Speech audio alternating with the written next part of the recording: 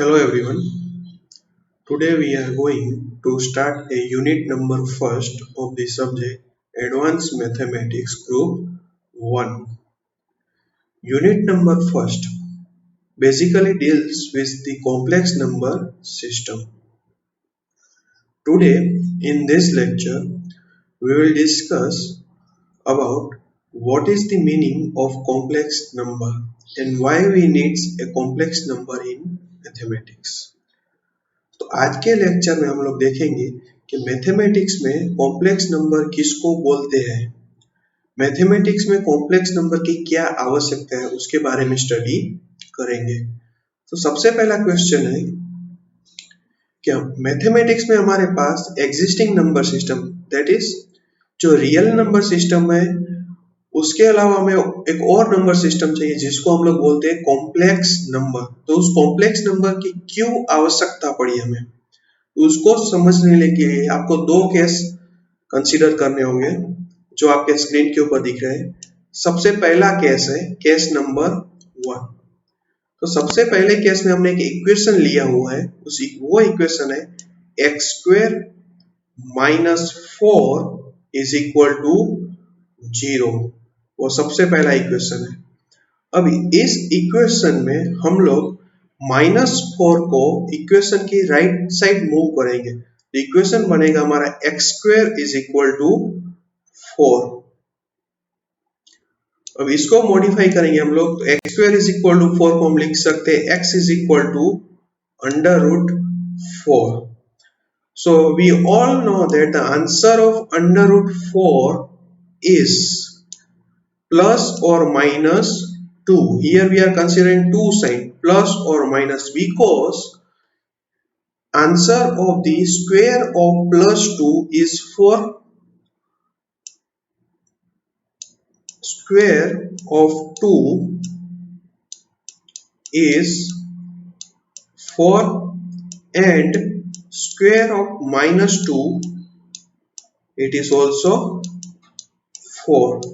That's why x = plus or minus 2. अब हमारे पास दूसरा केस है जिसमें हमने इक्वेशन लिया हुआ है x² + 4 = 0।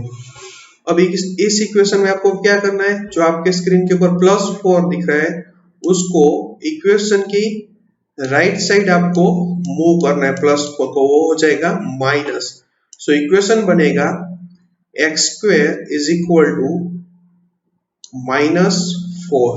तो उसको आप लिख सकते हो, आप स्क्वायर को राइट हैंड साइड ले लो तो इक्वेशन हो जाएगा x = √-4।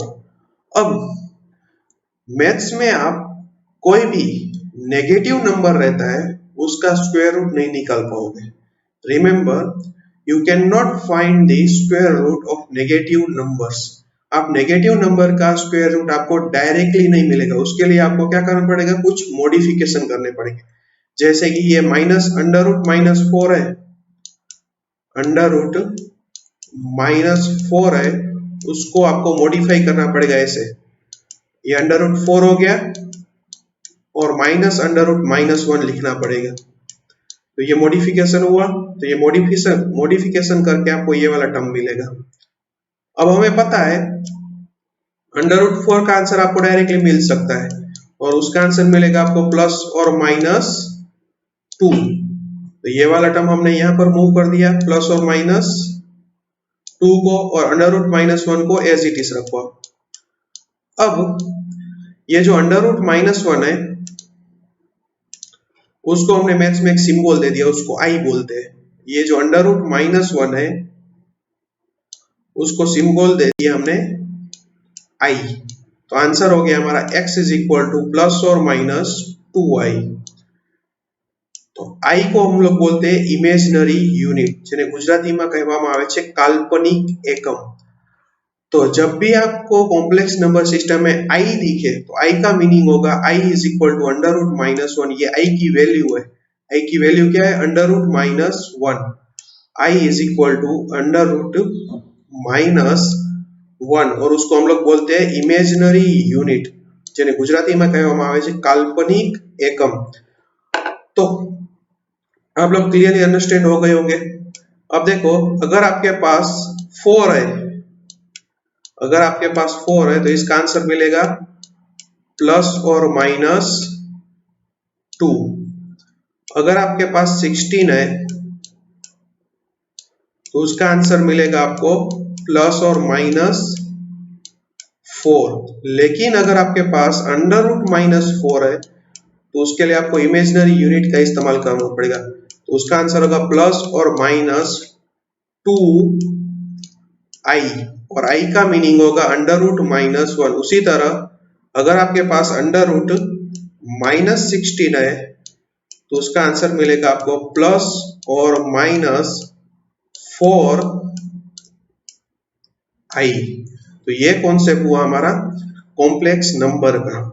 अगर आपके पास प्लस 4 है तो प्लस और माइनस 2, प्लस 16 है तो प्लस और माइनस 4, माइनस 4 है तो प्लस और माइनस 2i, माइनस 16 है तो प्लस और माइनस 4i।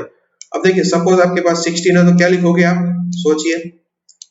अगर आपके पास अंडर रूट 16 है तो क्या लिखोगे, प्लस और माइनस 8 होगा उसका।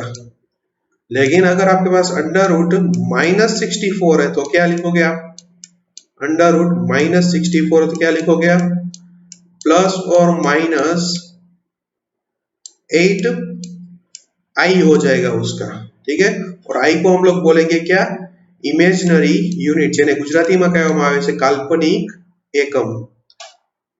तो उसके बेस के ऊपर एक डेफिनेशन बने जिसको हम लोग बोलेंगे कॉम्प्लेक्स नंबर, જેને ગુજરાતીમાં કહેવામાં આવે છે संकर संख्या।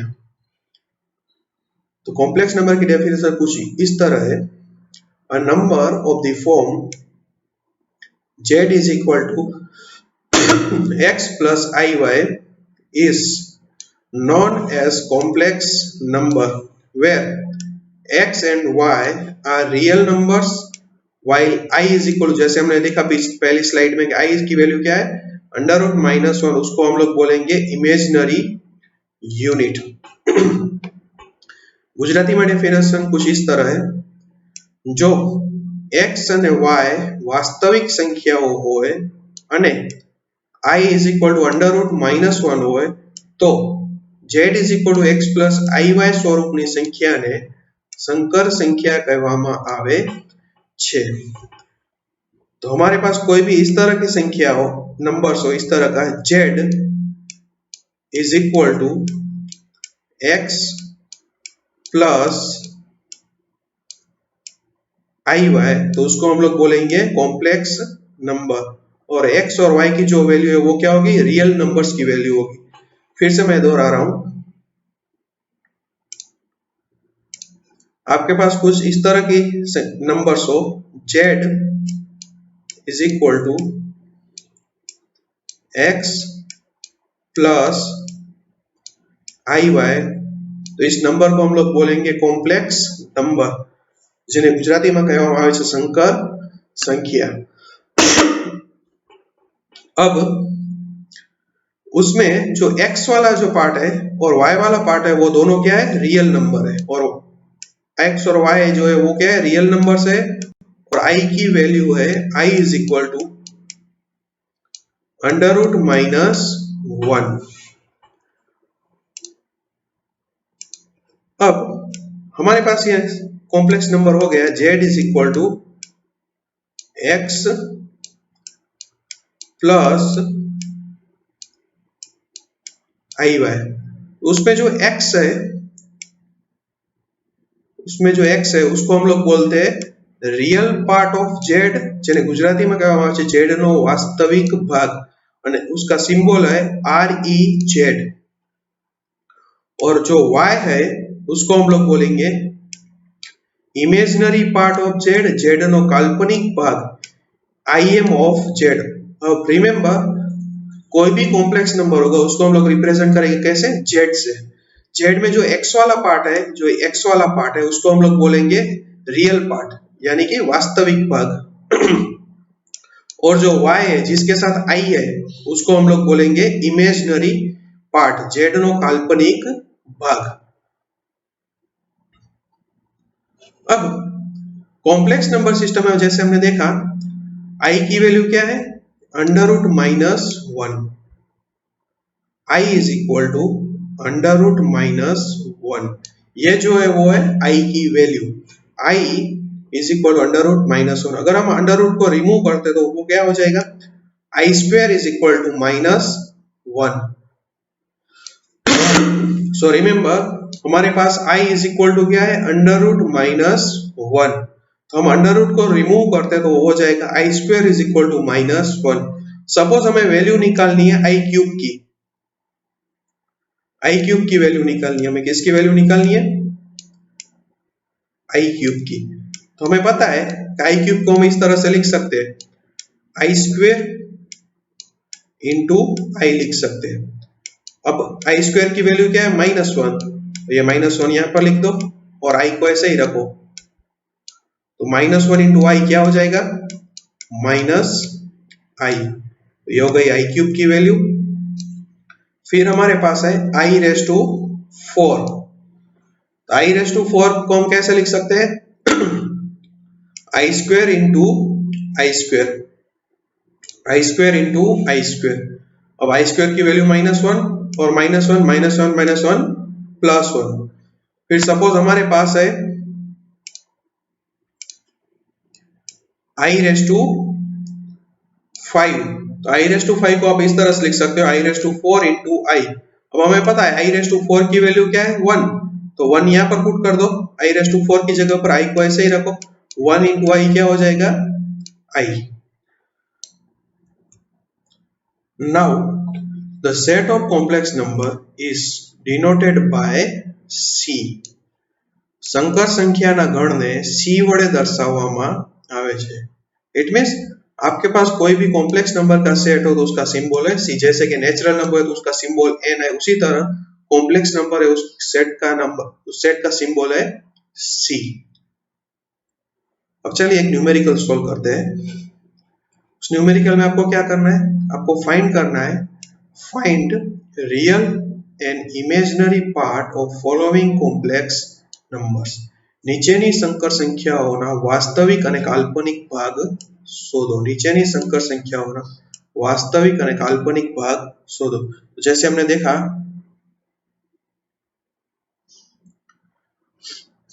अगर हमारे पास z इज इक्वल टू क्या है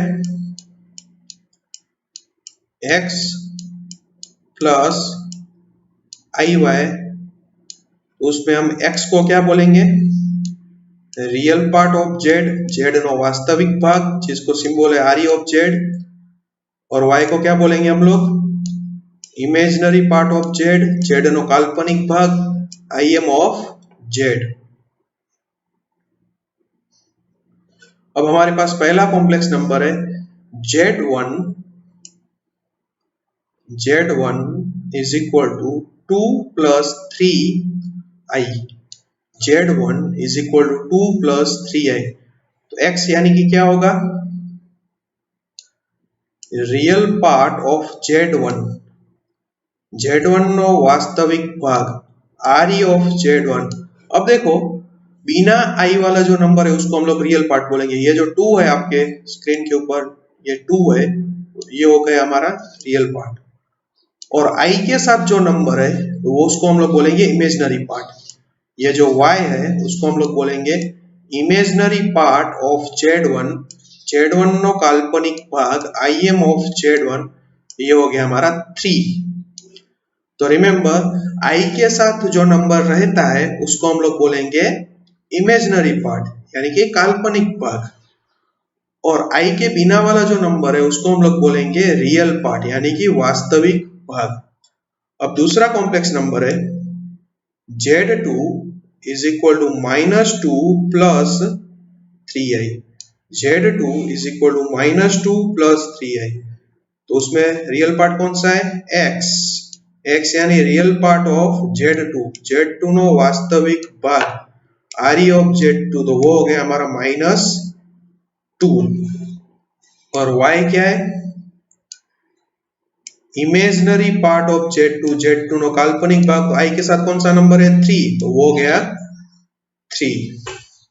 तो ये हुआ दूसरा न्यूमेरिकल। तीसरे न्यूमेरिकल अब आप देखो ये तीसरा numerical 2 minus 3i into minus 2 plus i, इसमें आप रियल और इमेजिनरी पर डायरेक्टली नहीं फाइंड आउट कर सकोगे, क्योंकि सबसे पहले इसे आपको z is equal to x plus i y वाले फॉर्म में कन्वर्ट करना पड़ेगा। तो हमें पता है कि अगर हमारे पास इस तरह से a plus b into c plus d दो ब्रैकेट है, उसको हमें सिंप्लीफाई करना क्या करना पड़ेगा, सबसे पहले ये a, तो a का मल्टीप्लीकेशन ये दूसरे ब्रैकेट के साथ करो c प्लस डी, फिर यहाँ पर प्लस b है तो लिख दो यहाँ पर प्लस b, और उसका मल्टीप्लीकेशन भी उसी के साथ करो c प्लस डी के साथ। इस तरह से सिंप्लीफाई करना है दो ब्रैकेट को। तो हमारे पास भी दो ब्रैकेट है 2 minus 3i and minus 2 plus i. तो आपको सिंपली क्या करना है, ये 2 है तो 2 को हमने यहाँ पर लिख दिया,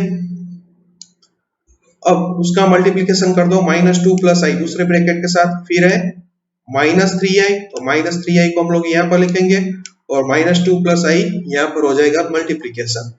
अब ब्रैकेट को सिंप्लीफाई करते जाओ, 2 इंटू माइनस 2 वो हो जाएगा माइनस 4, 2 प्लस आई वो हो जाएगा 2i, minus 3i into minus 2 तो माइनस माइनस प्लस वो हो जाएगा 6i, और माइनस 3i प्लस आई तो माइनस प्लस माइनस 3 ऐसे ही, और i इंटू आई क्या हो जाएगा i स्क्वेयर। अब हमें पता है कि आई स्क्वेयर की वैल्यू जो है वो है -1, आई स्क्वेयर की जो वैल्यू है वो है -1। तो ये जो आई स्क्वेयर दिख रहा है आपको वहां पर पुट कर दो -1, आई स्क्वेयर की वैल्यू में -1 पुट के बाकी सब टर्म्स को ऐसे ही रखो। फिर इसे हमें सिंप्लीफिकेशन करना है, इसका हमें क्या करना है सिंप्लीफिकेशन। तो इस तरह से होगा कुछ, ये -4 as it is plus 2i as it is plus 6i as it is. अब -3 इंटू -1 माइनस माइनस प्लस वो हो जाएगा +3। अब देखो i वाले टर्म का समेशन करो, अब ये वाला टर्म कौन सा है -4 और ये टर्म कौन सा है +3, उसको एक साथ लिखो -4 +3। अब 2i प्लस 6i इन दोनों का समेशन कर दो, 2i प्लस 6 प्लस 2 क्या हो जाएगा 8i। अब -4 प्लस 3 हमें पता है वो क्या होगा -1, तो -1 प्लस 8i तो हो गया -1 प्लस 8i, तो इसका सिंप्लीफिकेशन में मिला -1 प्लस 8i। अब इसमें से आप रियल और इमेजिनरी पार्ट को आसानी से निकाल सकते हो। सो हमारे पास क्या है Z3 is equal to -1 plus 8i। तो x को हम लोग क्या बोलेंगे real part of Z3 no वास्तविक भाग, तो i के बिना वाला टर्म लेना है वो क्या है -1। फिर y क्या मीनिंग क्या है imaginary part of Z3 no काल्पनिक भाग जिसको हम लोग बोलेंगे im ऑफ Z1। i के साथ कौन सा टर्म है 8, तो वो हो गया हमारा इमेजिनरी यूनिट। तो ये हमने तीसरा न्यूमेरिकल भी फिनिश कर दिया। So here we have completed our today's lecture. For any query regarding this lecture, you can contact me. Thank you. Have a nice day.